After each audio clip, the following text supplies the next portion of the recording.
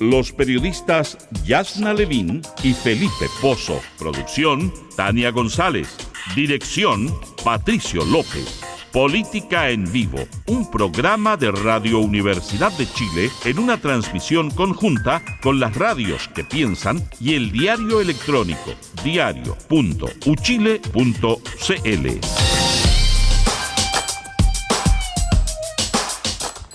¿Cómo están? Muy buenas tardes, bienvenidas, bienvenidos a Política en Vivo en Radio Universidad de Chile para este día lunes 5 de mayo de este 2025 con varios acontecimientos, algunos completamente inesperados de alguna manera como se han ido desarrollando, otros que era predecible que íbamos a estar donde hoy día estamos. Me refiero en primera instancia a todas las críticas que han surgido respecto al informe de la Comisión de Paz y Entendimiento, que lo vamos a conocer mañana.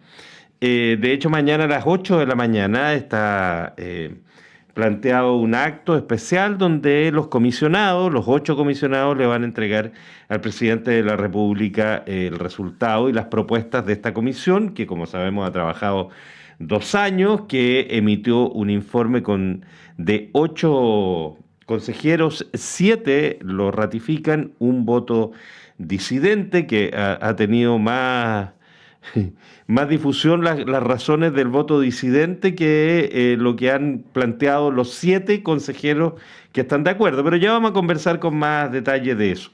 Hace un rato en la Cámara de Diputados se presentó finalmente la acusación constitucional en contra del delegado presidencial metropolitano Gonzalo Durán.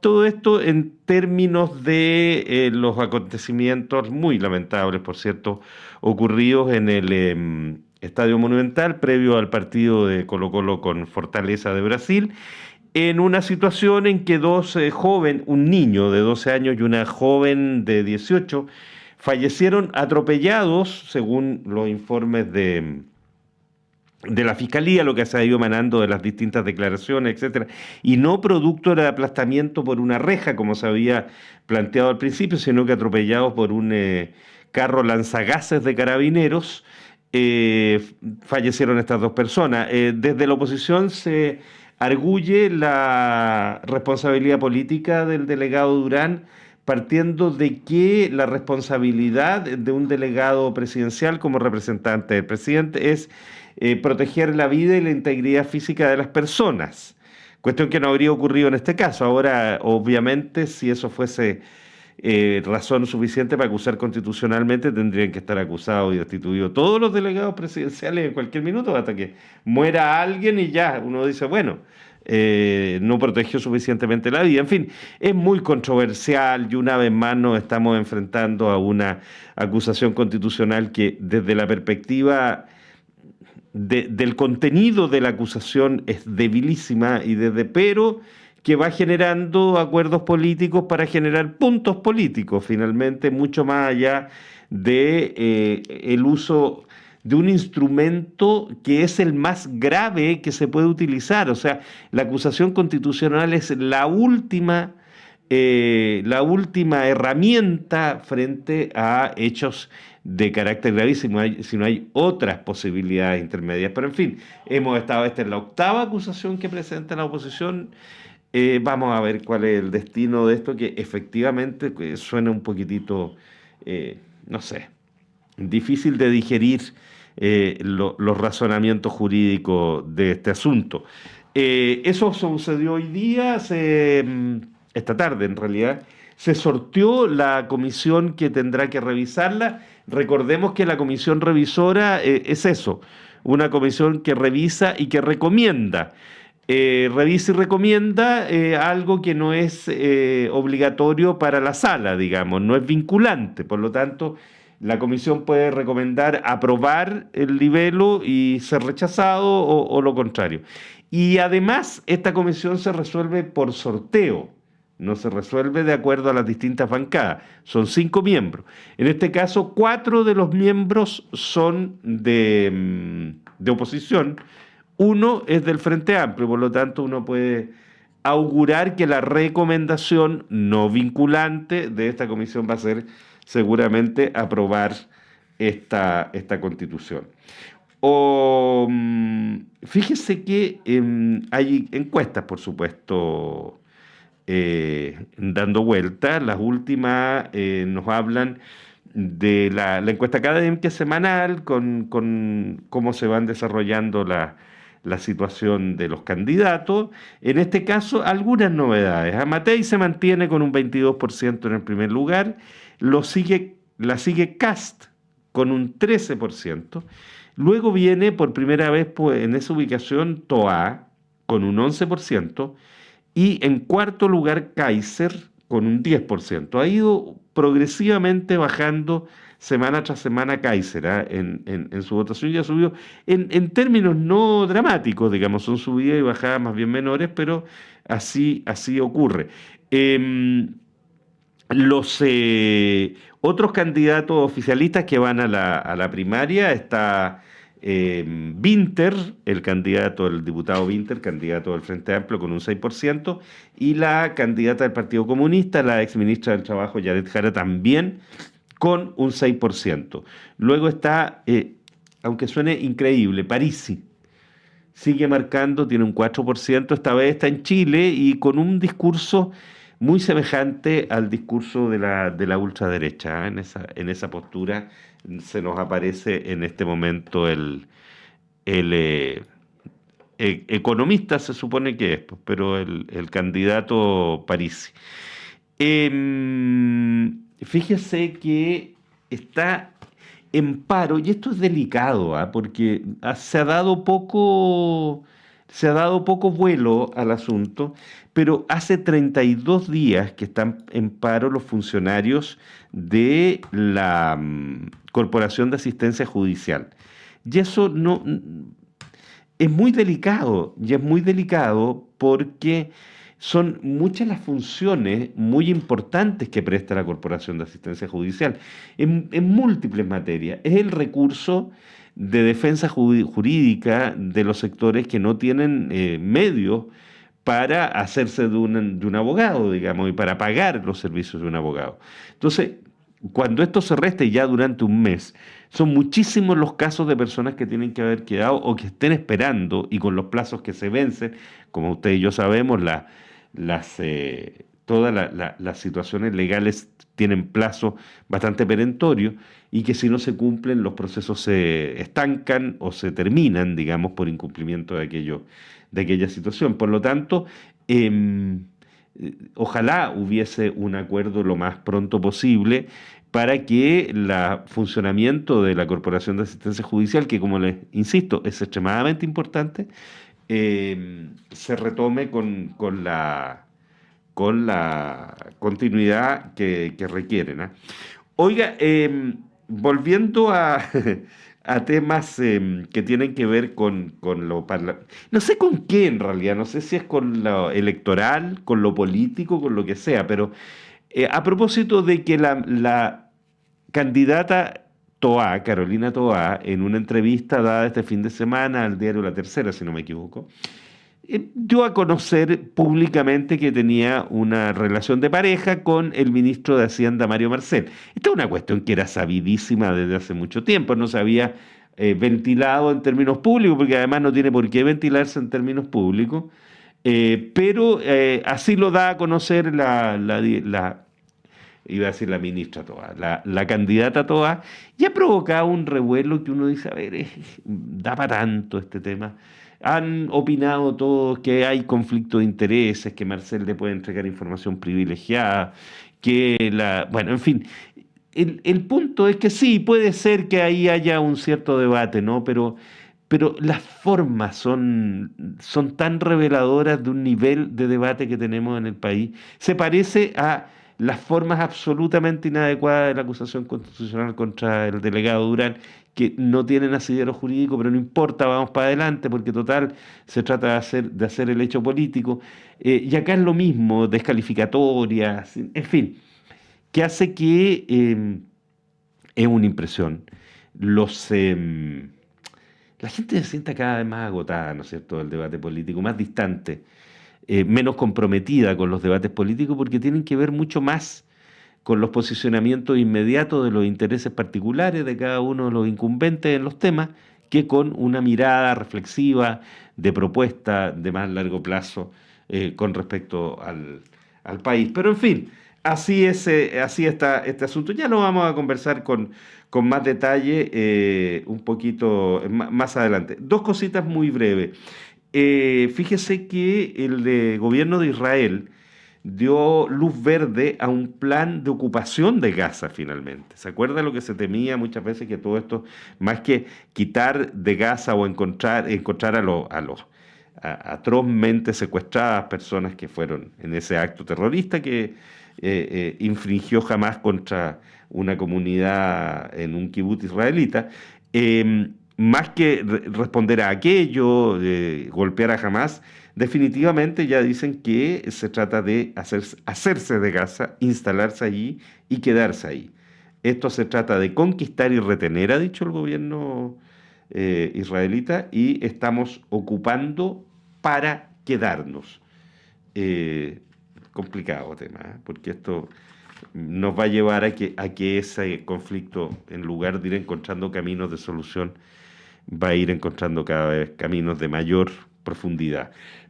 Bueno, les decía que mañana vamos a conocer con detalle, a las 8 de la mañana se le entrega al presidente de la República el informe de la Comisión por la Paz y el Entendimiento, con las condicionantes que conocemos. De 8 consejeros, 7 aprobaron y ratificaron este acuerdo, 1 representante de los agricultores de la zona se restó al final de aprobarlo, pero en fin, vamos a conversar para conocer más detalle, para saber hacia dónde apunta el sentido que puede tener y la viabilidad que puede tener este informe, con el integrante de la Comisión por la Paz y el Entendimiento, ex constituyente Adolfo Millabur, quien ha tenido la gentileza de contestar a nuestro llamado. Adolfo.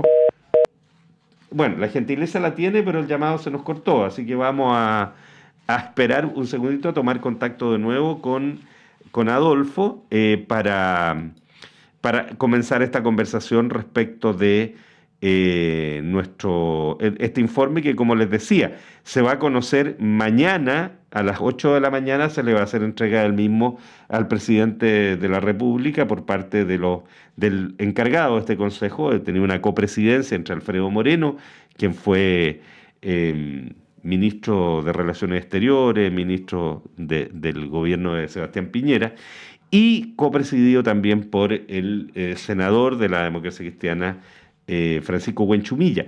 Son 8 los consejeros. Recordemos que hay representantes de todos los sectores, incluidas, 3 representantes del mundo mapuche, gente propuesta por el mundo académico, incluida la senadora Carmen Gloria Aravena, republicana, que renunció al Partido Republicano para firmar y aprobar este documento, y denunció la presión que le había ejercido su propio partido para que lo rechazara, antes de que el documento fuera conocido.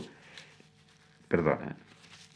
El Partido Republicano le estaba exigiendo que votara en contra, y si no, no la iban a apoyar para la reelección. Cuestión que revela un modelo de procedimiento bastante complicado. Ahora, la senadora Aravena tuvo la fortaleza de no aceptar esta presión de su partido, renunciar al partido y firmar el acuerdo. Ahora sí, estamos con Adolfo Millabur, integrante de la Comisión por la Paz y el Entendimiento, ex constituyente. Adolfo, muchas gracias y bienvenido, ¿eh? Muy amable por aceptar esta conversación. Hola, buenas tardes, Felipe, a ustedes por llamar y poder hablar de lo que entendí un poco sobre la comisión. Por supuesto. Bueno, mañana en la mañana se va a conocer con más detalle el texto, pero si nos pudieras contar, Adolfo, los rasgos generales del acuerdo suscrito y los capítulos fundamentales de este acuerdo. Bueno, los detalles en general, por una cuestión de respeto a lo que significa entregar este informe, no puedo entregarlo porque el presidente tendrá que darlo a conocer al país, por cuidar la forma, digamos.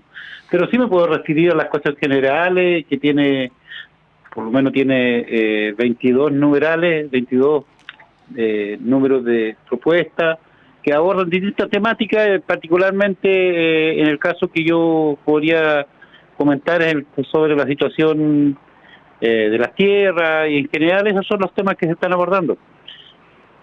Y el acuerdo fue difícil, trabajaron 2 años los 8 consejeros. Eh, ¿Cómo fue el desarrollo de este trabajo, Adolfo? ¿Cómo fue el diálogo, los temas que fueron, cómo fueron tejiendo la posibilidad de llegar a un acuerdo prácticamente unánime?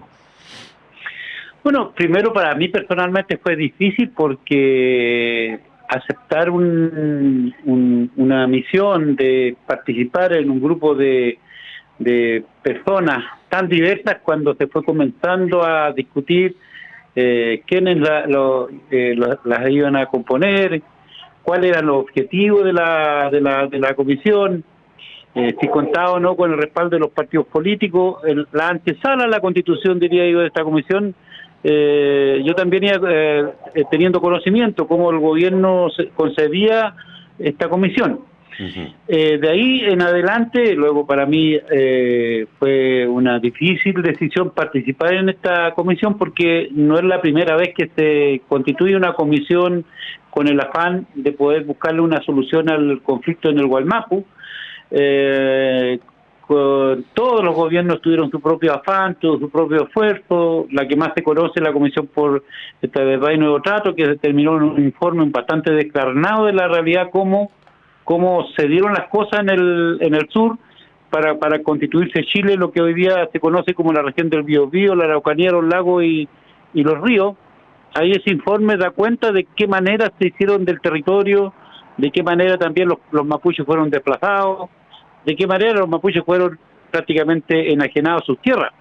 Ese informe fue un informe bien descarnado que conviene que cada una de las personas que quieran tener conocimiento de la causa pudieran recurrir a ello. Entonces, pero ese informe, esa comisión quedó, que fue un buen aporte, pero no terminó más allá de que fue entregar un documento. No fue vinculante, ahora sigue siendo referencial para los investigadores, pero no es inspiración de ninguna legislación hasta ahora. Y entonces, frente a esas distintas malas experiencias que hemos tenido cuando se han constituido comisiones, me costó mucho a mí. Y luego pasamos a la etapa de ya conocer los nombres. Tuvimos un primer periodo de establecer mínimas reglas de tomar decisiones. Después tomamos la decisión de poder hacer un despliegue territorial a los distintos actores de las regiones, en las 4 regiones, hablar con las comunidades que quisieron hablar, con los dirigentes que quisieron hablar, convocados, el empresariado, el sector agrícola, el sector forestal. O sea, hicimos un despliegue muy intenso como comisionado, que también servía para que nosotros los 8 tuviéramos una temperatura del ambiente del cual se estaba discutiendo y sobre todo también conocernos, porque ninguno de los 8 habíamos tenido un equipo, nunca habíamos trabajado juntos y sobre todo con la diversidad que son aquellas personas que somos los 8. Claro. ¿Te sorprendió, Adolfo, la decisión del representante del mundo agrícola, Navellán, de no ratificar este acuerdo y no dar la unanimidad que se esperaba que tuviera? Bueno, Navellán tendrá sus razones, tendrá sus propios argumentos. Yo lo he escuchado en los distintos medios también dar sus razones. Naturalmente quedé un poco perplejo de la decisión que tomó a último minuto, porque prácticamente todo el texto que se va a dar a conocer mañana, él estuvo participando permanentemente. Yo diría que fue uno de los más disciplinados asistentes a la comisión y muy riguroso en que cuál sería el contenido. Entonces, los últimos 2 días yo diría que se produjo compleja su conducta, no en general había aprobado ya predefinidamente los distintos numerales que están en el acuerdo y fácil los últimos 2 días quedamos trabados con un punto y que no era tan complejo también porque se estuvo discutiendo y bueno, y ya después quedamos sorprendidos con su votación. Por lo menos yo quedé un poco perplejo de cómo se dieron los últimos 2 días y sobre todo el último día de la discusión, porque ya habíamos tenido mucho acercamiento. Así da cuenta que de los 8 solo uno fue con el disenso, el resto concurrió con su consenso. Incluido, y hay que destacar el gesto de la senadora Aravena, que se sobrepone a las presiones de su partido republicano, y que más aún renuncia a su partido para avalar con su firma este texto.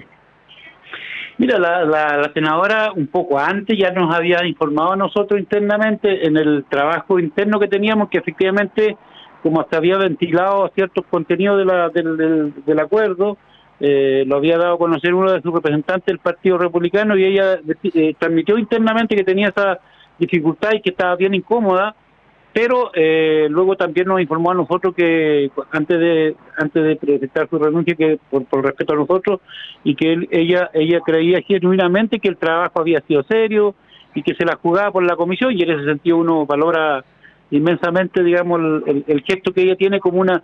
Porque yo creo que cuando nos conocimos con Carmen Gloria, fue una persona que de una manera representa muy bien el sector que ella representa, pero poco a poco fue haciendo el esfuerzo de comprender el fondo del asunto, porque todos coincidíamos que necesitamos llegar a un acuerdo para que ese acuerdo permita poco a poco establecer la paz que todos anhelamos. Ella está inspirada en eso también. Entonces, cuando me di cuenta yo que comenzó a compenetrarse en la temática, comenzó a dimensionar lo razonable de llegar a acuerdo, creo yo, deduzco eso, nomás puede que serán otras son las cosas que lo impiden a ella, pero creo que ella dimensionó la profundidad de la temática, dimensionó también la alta responsabilidad que tenía ella como persona y como autoridad frente a su región, y así fue entonces que tomó esa decisión. Yo en ese sentido valoro mucho de su decisión. Adolfo, hoy día se publicó una columna firmada por Héctor Yaitul, donde Yaitul, que es el líder de la CAM, rechaza el trabajo de la comisión, rechaza la comisión definitivamente, y sigue en una postura de que autonomía y la liberación total de los territorios es la única salida. ¿Qué opinión te merece esta postura? Lo que dice, conozco yo ese pronunciamiento, lo que dice es coherente con lo que dijo la CAM al principio cuando nosotros nos constituimos.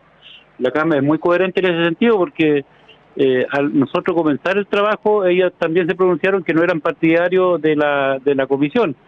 Entonces yo no me sorprendo, digamos, en que hayan tenido ese pronunciamiento, por lo menos sin conocer el texto, sin conocer un poco aquella cosa, sin conocer lo que nosotros estamos proponiendo.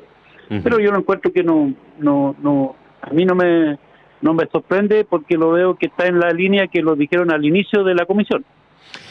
Y sin entrar a los detalles, como tú bien nos decías al principio, Adolfo, por razones de respeto a lo que va a ocurrir mañana, evidentemente, pero ¿a ti te da la impresión de que aquí hay bases suficientes para sostener acuerdos de largo plazo, o se requiere profundizar mucho más en lo que se inicia con el trabajo de esta comisión? Yo lo defino como un punto de partida, como un punto de inflexión. Es un buen punto de partida, porque lo que nosotros estamos entregando mañana son recomendaciones al presidente, con la idea de que el presidente lo ponga a disposición del país, y el país, bajo todo su sistema democrático, también pueda aquilatar lo que nosotros estamos planteando, pueda dimensionar y tenga la madurez y la estatura como país para poder resolver un tema que ya de 1860 en adelante nosotros los mapuches lo tenemos con Chile, y que los últimos gobiernos democráticos han hecho empeño, algunos más genuinos que otros, pero por sí solos no lo han podido resolver. Y esa es una primera cuestión. La segunda cuestión, que lo que nosotros recomendamos es, en el entendido de recomendaciones, que logra una tremenda, un alto consenso en todo lo que estábamos ahí, para que luego lo que sea en materia de iniciativas de ley necesariamente tienen que irse a la consulta a las comunidades indígenas, porque el 169 dice de que cuando hay legislación que afecten los intereses de las comunidades tienen que dar su opinión y tienen que ser de buena fe informada y de buena fe. Entonces, lo que corresponde ahora, si el presidente así lo tiene a bien, es llamar a consulta las materias que están vinculadas con las comunidades mapuche, y serán las comunidades mapuche de manera autónoma, de manera lo más informada posible, que den su opinión. Luego, si eso pasa la consulta y las comunidades mayoritariamente dan su opinión a favor del informe y de la iniciativa que ahí nosotros planteamos, se tiene que transformar en iniciativa de ley y se tiene que discutir en el Parlamento, en sede política del Parlamento. Entonces, todavía queda mucho que conversar y discutir. Solo yo he mantenido lo que no he querido opinar mucho antes de que se entregue el informe, porque a mí me costó mucho participar en esta comisión. ¿Qué hacía? Yo vivo en el territorio. ¿Por qué te costaba eso, Adolfo? ¿Cuáles eran las inhibiciones que tú podías tener? Bueno, porque yo soy dirigente mapuche, tengo una trayectoria y tengo un concepto de lo que yo creo como vías de solución, que es la vía del diálogo, y que tengo que agotar todas las formas posibles para, mediante el diálogo, buscar un arreglo al conflicto declarado que tenemos. Uh-huh. A mí me sorprende cuando uno escucha la política de contingencia, los políticos de manera contingente haciendo declaraciones templadas, de manera muy irresponsable, porque el problema que tenemos allá, el sufrimiento que tenemos nosotros los mapuches, ya viene de 1860 en adelante, 1860. Uh-huh. Y la sociedad chilena en general, que cohabita con nosotros en nuestro territorio, está sufriendo hace más de 30 años la problemática. Todos nos lo estamos pasando bien. Y entonces, en ese sentido, creo que es de alta responsabilidad ser cuidadoso, ser respetuoso con el dolor ajeno, porque aquí opinar de Santiago es fácil, pero sí vivir allá, estar allá, es otra cosa. Yo vivo en el territorio, yo vivo en el epicentro del problema, y en ese sentido tengo la máxima deseo que esto tenga un buen camino. Lamentablemente hay sectores políticos que ya señalaron su rechazo antes de siquiera ser enviado y conocido públicamente el informe. Hoy día el presidente de la UDI decía que no lo pueden aprobar, bueno, para qué decir republicano y el partido de Kaiser, que conocimos lo que trató de hacer con la senadora Aravena, que ya comentamos. Entonces, no se ve un camino fácil para este proyecto. Para estas recomendaciones. Recomendaciones, proyectos tendrían que venir después de que pase por la consulta. Sí, claro, claro. Por eso yo creo que hay que irse por etapas. Nosotros, nuestra misión terminó el 30, pero el acto protocolar se hace mañana. Y yo creo que lo único que hago un llamado, que la gente que quiera opinar, que tiene responsabilidad política, de cargo de autoridad, o por último un ciudadano común y corriente que caminamos como yo a pie, lea el informe, conozcan las recomendaciones y recién ahí puedan opinar con conocimiento de causa, porque yo lo que he escuchado, opiniones muy destempladas, pero bastante lejos de lo que nosotros estamos proponiendo en estas recomendaciones, y que a veces la contingencia incentiva, sobre todo electoral, a ganar partidos de una tragedia que estamos viviendo todos los que cohabitamos mapuche y no mapuche en el territorio, y muchas veces uno llega a pensar de que es conveniente para algunos de ganarse grandes titulares con la tragedia que vivimos todos los días nosotros. Adolfo Millabur, integrante de la Comisión por la Paz y el Entendimiento, te queremos agradecer, Adolfo, la gentileza de compartir estos minutos con nuestro programa. Un gusto. A usted, pues, muchas gracias. Muy buenas tardes. Bueno, como ustedes se habrán dado cuenta, Yana no está hoy día, lamentablemente está súper resfriada, pero espero que mejore. Estos han sido días de resfrío, así que mañana esperamos contar con ella, un cariño para ella, ¿no? Que debe estar escuchando el programa, la echamos siempre de menos por acá. Antes de irnos a la pausa, déjeme contarle que hoy día sesionó una vez más la Comisión Investigadora especial de la Cámara de Diputados respecto del tema de la venta, no venta, en realidad, del intento de venta de la casa de Salvador Allende, del expresidente Allende, para transformarla en el museo, en fin, todo lo que conocemos. Hoy día acudió el jefe de gabinete del presidente Boric, Carlos Durán, quien dijo que no había recibido información alguna respecto de inhabilidades en el proceso de negociación entre el Estado y a través del Ministerio de Bienes Nacionales y los propietarios de ellos, que eran en este caso Isabel Allende y la exministra Fernández. Llama la atención a que una cuestión que era tan obvia que no correspondía, no puede haber negociación entre parlamentarios y el Estado, entre ministros y el Estado, pero en fin, en eso va el asunto, se sigue investigando. Y lo otro que ha hecho mucho ruido en el día de hoy es que se filtró un audio donde el rector del Internado Nacional Barros Arana habla muy descalificatoriamente respecto de los alumnos que padecen el trastorno del espectro autista. Trata muy mal en un audio filtrado. Es un audio que evidentemente este rector, Gonzalo Saavedra, está hablando con alguien que es de su absoluta confianza, un amigo o alguien con quien trabaja, en fin, en una conversación absolutamente informal y en el terreno de la absoluta confianza de una relación que uno supone de amistad al escucharlo, ¿no? Claro, el contenido es terrible, digamos, no corresponde que un rector de una institución hable de esa manera de sus propios alumnos y además descalifique a personas que padecen un trastorno de esta naturaleza como el espectro autista, que además no es una enfermedad, es simplemente una condición que hace que tenga ciertas características de diferenciación con otros. Pero también, y junto con el repudio que eso genera, es preocupante, y esto es una opinión muy personal, el nivel de que todo el nivel de filtraciones, de hacer público todo y que se transforme en hechos de agenda, de discusión pública, cuestiones que son de índole privada.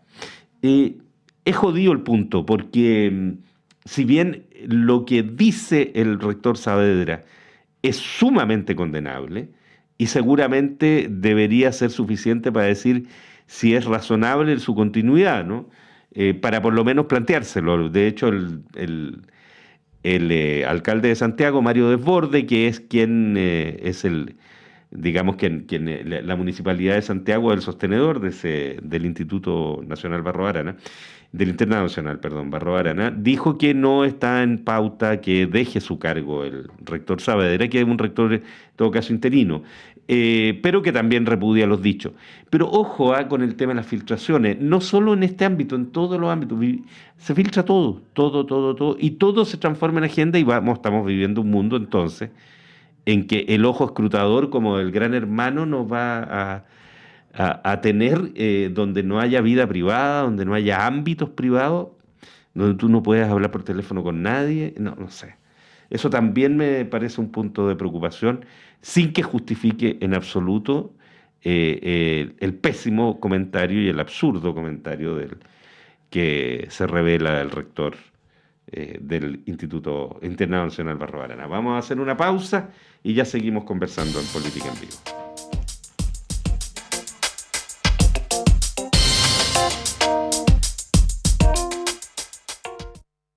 La clase de marketing digital de hoy tendrá por tema identidad en Internet. Cómo agregarle valor a tus contenidos en redes sociales. Yes. ¿Sabían ustedes que sus perfiles en redes sociales no son suyos? No. No, porque la red social solo se los presta y si se van de ella, el contenido se pierde. Sí. Entonces, la idea es que su perfil siempre lo complementen con una dirección propia en Internet. ¿Y cómo se hace eso, profe? Fácil.